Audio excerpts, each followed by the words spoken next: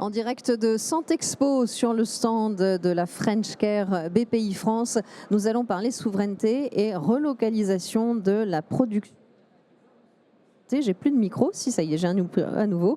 Qui n'a pas été confronté en effet ces derniers temps à des pénuries de médicaments en pharmacie? Cette question de la relocalisation de la production de certains médicaments et plus largement des industries de santé revient régulièrement dans l'actualité et ce notamment depuis la crise Covid. Alors comment opérer cette relocalisation nécessaire pour assurer la souveraineté française? C'est ce que nous allons voir avec notre invité. Bonjour Louis Samuel Pilser.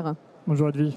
Vous êtes directeur de projet relocalisation des industries de santé à la Direction générale des entreprises. Quels sont les engagements et les objectifs posés par la France en matière de relocalisation des médicaments essentiels dans le cadre du plan France 2030 ? Merci pour cette question. Alors tout d'abord, quelques éléments de constat. La production de médicaments, il y a 20 ans, était réalisée à 2 tiers en Europe et 1 tiers en Asie. Aujourd'hui, elle est réalisée à 2 tiers en Asie, 1 tiers en Europe. Donc depuis 20 ans, on a observé une délocalisation quasi intégrale de la chaîne de production des principes actifs de nos médicaments en particulier.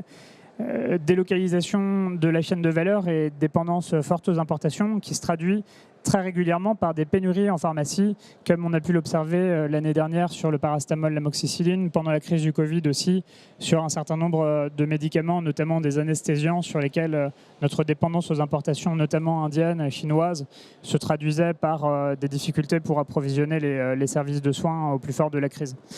Donc depuis le Covid, il y a une vraie prise de conscience de l'importance que pouvait avoir la production locale de ces médicaments principes actifs pour assurer notre souveraineté et notre capacité à répondre à des crises et limiter les pénuries de médicaments pour les patients.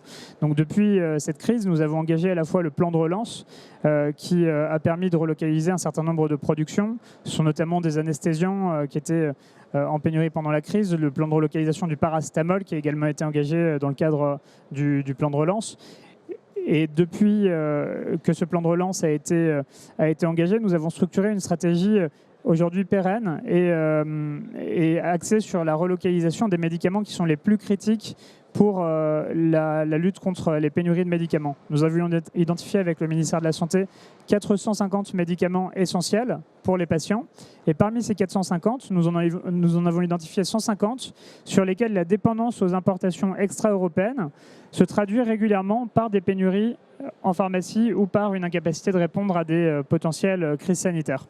Sur ces 150 médicaments, nous avons engagé un plan de relocalisation de la production des médicaments en France, qui a été présenté par le président de la République en juin dernier et qui mobilise aujourd'hui une centaine de millions d'euros autour d'un guichet de relocalisation des médicaments essentiels qui a été publié l'été dernier. Nous avons jusqu'ici permis la relocalisation de la production de 25 médicaments. Ce sont toutes les étapes de la chaîne de valeur, des intermédiaires chimiques aux principes actifs jusqu'aux produits finis, afin de réduire les risques de pénurie en pharmacie. Et la France a-t-elle la capacité de produire à nouveau ces 150 médicaments que vous avez identifiés dans ce plan de relocalisation ? Alors cela sera à regarder au cas par cas parce que sur certains médicaments, la production européenne ou française est encore très compliquée en raison d'un déficit de compétitivité sur lequel nous pourrons revenir par la suite, qui peut être lié notamment à une asymétrie très importante entre les normes environnementales et sociales que nous imposons en Europe pour de bonnes raisons et que d'autres pays qui peuvent exporter en Europe imposent à leurs industriels, mais qui peuvent être, notamment en Asie, beaucoup plus souples que celles qu'on impose aux acteurs qui produisent sur le sol européen. Donc sur notamment les anticancéreux, sur les antibiotiques, c'est encore très compliqué de construire des usines en Europe à cause de cette asymétrie entre les normes qu'on impose en Europe et les normes qui sont imposées aux acteurs qui fabriquent en Asie. Sur d'autres médicaments, ce sera plus une question de choix politique et de priorisation avec une contrainte budgétaire. C'est pour ça qu'on a engagé au niveau européen des discussions pour mettre en place un plan coordonné de relocalisation des médicaments avec nos partenaires. Il y a quelques semaines, nous avons signé un manifeste avec au total 9 États membres à l'initiative de la France pour acter que nous allions travailler sur un plan de relocalisation coordonné qui permettra de coordonner nos efforts et d'investir là où c'est le plus efficace pour tirer profit aussi des complémentarités entre l'économie française et les économies de nos partenaires autrichiens, allemands, belges, italiens, espagnols.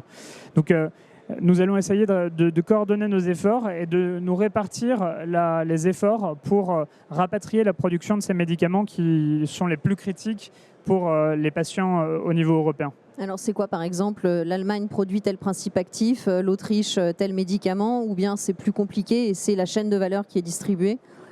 Tout est en train d'être défini, mais je pense que l'idée c'est d'abord d'arriver à avoir une liste commune, parce que les systèmes de santé européens sont assez différents et certains médicaments qui peuvent être critiques pour les patients français peuvent être très peu utilisés par les patients allemands. Donc nous devons d'abord converger sur une liste commune de médicaments sur lesquels nous avons tous besoin de renforcer nos chaînes de valeur. Et une deuxième étape sera de définir les modalités de ce plan. Ce que nous avons acté, c'est que nous allions travailler sur ce qu'on appelle un PIEC, projet important d'intérêt européen commun, qui est un dispositif qui permet d'avoir des dérogations vis-à-vis du droit européen des aides d'État pour soutenir massivement des projets industriels quand ils sont coordonnés à l'échelle européenne entre différents États membres, quand ils ont des retombées importantes sur les économies de plusieurs États membres et répondre à une logique de chaîne de valeur. Donc je pense que la logique, comme vous l'indiquez, ce serait de relocaliser les étapes de production qui sont les plus pertinentes pour les différents pays européens et d'avoir également une logique de chaîne de valeur avec des productions de principes actifs qui peuvent être réalisées en France et le produit fini en Allemagne ou en Autriche ou l'inverse selon les médicaments et les aires thérapeutiques. Donc une coordination au niveau européen, on le comprend, des compétences qui sont toujours là et qui existent au niveau français et européen, ce n'est pas ça le problème, vous disiez, c'est plutôt un problème de compétitivité et effectivement ça m'intéresse qu'on y revienne parce qu'un des enjeux de ces relocalisations, c'est de respecter un principe de décarbonation. On est dans une transition énergétique et climatique. Et cette stratégie de relocalisation est freinée par des normes européennes, environnementales et sociales qui sont plus drastiques que des normes qui existent en Asie et qui donc, quelque part, au lieu de protéger, délocalisent vers l'Asie où là, par contre, les travailleurs et l'environnement ne sont plus protégés. C'est ce que vous êtes en train de nous dire ? Oui, exactement. En fait, en analysant un certain nombre de projets, on s'est rendu compte que le problème, ce n'était pas forcément le coût du travail. C'est essentiellement l'asymétrie entre les normes environnementales, sociales qu'on impose en Europe et celles qu'imposent nos partenaires commerciaux. Donc, produire en France, produire en Europe, c'est souvent moitié moins polluant, surtout pour le principe actif qui est l'étape la plus énergie intensive et polluante de la chaîne de valeur pour les médicaments. Les médicaments, c'est par ailleurs un enjeu environnemental important. Ce n'est pas du tout anecdotique. On estime que c'est environ 2 à 3% des émissions nationales qui sont liées à la consommation de médicaments des Français et à la production de médicaments en France. Ces 2 à 3%, en revanche, ils sont essentiellement liés à des importations. Donc ce sont des émissions qui sont directement, dont la France est responsable parce que c'est lié à la consommation des Français, mais qui ne sont pas réalisées sur notre sol. Ce sont des émissions importées. Produire en France, c'est à la fois moins polluant, mais c'est aussi plus coûteux.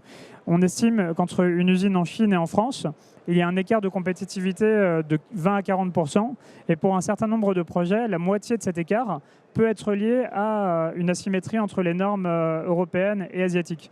Ce sont par exemple des normes environnementales que nos acteurs doivent respecter et qui imposent des investissements qui peuvent être sur une usine, 5 millions d'euros, 10 millions d'euros, mais que l'acteur industriel qui choisirait de faire la même usine, la même production en Asie, en Inde par exemple, n'aurait pas à réaliser ou aurait à réaliser dans des proportions bien moindres, ce qui implique un investissement beaucoup plus faible et donc un déficit de compétitivité pour notre industrie, avec des conséquences environnementales majeures, à la fois pour les populations locales, parce que ces principes actifs dont les rejets sont versés dans les rivières, ça contribue au développement de maladies là-bas, mais également pour les patients européens, parce que le développement de l'antibiorésistance, qui tue 1 million de personnes chaque année, c'est-à-dire la résistance des bactéries aux antibiotiques qui sont utilisés pour traiter les humains, est une menace sanitaire majeure qui touchera demain l'Europe, si on la laisse se développer dans les rivières indiennes. Donc l'enjeu de la relocalisation de la production des médicaments en Europe et en France, il est double en fait. Il est de stopper les pénuries en Europe et en France, mais aussi de permettre un respect de normes plus strictes, en Asie notamment, là où beaucoup de nos médicaments sont produits. Cela implique un coût. Qui a la charge de ce coût, effectivement, si on produit plus cher? Est-ce que c'est le patient en bout de course? Est-ce que c'est l'assurance maladie? C'est une très bonne question. Je pense que c'est un coût qu'il faudra à un moment payer, soit au niveau du patient, soit au niveau de l'assurance maladie, puisque les médicaments que nous consommerons, si nous respectons des normes plus ambitieuses, seront un peu plus chers. Mais c'est un coût qu'il me semble raisonnable d'assumer. Quand on paye plus cher pour acheter un médicament moins polluant, c'est aussi un enjeu sanitaire. Donc ce n'est pas illégitime que nous le prenions en compte dans l'intérêt, disons dans la stratégie thérapeutique et dans le rationnel de dépenses de l'assurance maladie ou de l'État.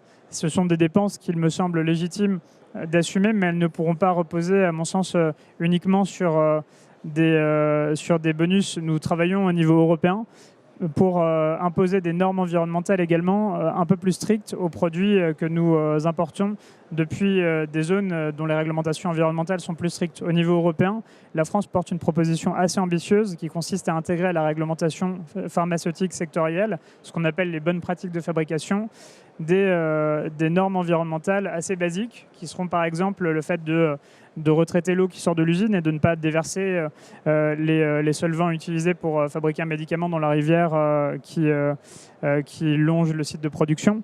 Ce sont des normes environnementales au final assez raisonnables et qu'il est naturel de respecter, mais qui dans un certain nombre d'usines ne sont pas respectées et impliqueront des coûts supplémentaires pour les producteurs asiatiques qui souhaiteront continuer à exporter en Europe si nous mettons en place cette réforme. Où en est cette réforme pour l'instant? Elle est portée par la France, vous le dites, elle a des chances de passer au niveau européen? Nous sommes en discussion avec nos partenaires. C'est une mesure qui suscite de l'intérêt. En fait, nous rencontrons un fort intérêt de nos partenaires européens pour renforcer le volet environnemental de la réglementation pharmaceutique. Nous sommes encore en discussion sur les modalités qui donnent lieu à des négociations en ce moment même et qui, je l'espère, pourront aboutir dans les prochains mois. Cette asymétrie des réglementations, est-ce que c'est le seul frein à la souveraineté française ou est-ce qu'il y en a d'autres? Je pense que c'est le frein principal. Ensuite, un aspect qui est à mon avis une solution de court terme serait relatif à l'achat public et aux modalités de tarification des produits de santé qui pourraient mieux favoriser la sécurité d'approvisionnement et la prendre en compte dans les prix et les marchés publics. La sécurité d'approvisionnement associée aux produits de santé, elle est assez fortement corrélée au fait de fabriquer en France ou en Europe le médicament, le principe actif et la chaîne de valeur.